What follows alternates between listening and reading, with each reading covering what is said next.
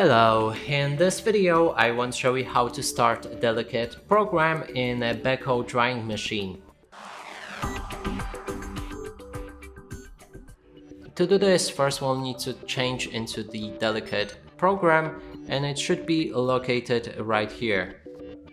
Then next is this panel. Here we'll be able to adjust settings like the level of dryness, and you can switch between iron dry, cupboard dry plus, and extra dry.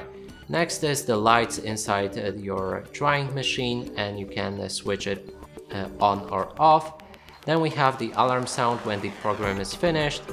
There's lower temperatures that we can activate. This increases the overall time on how long they will dry if you enable them.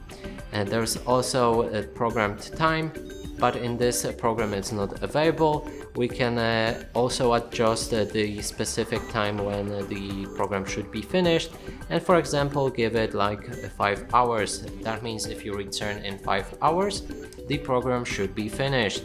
When everything is set, click on start and begin drying your delicate cloths or whatever you have.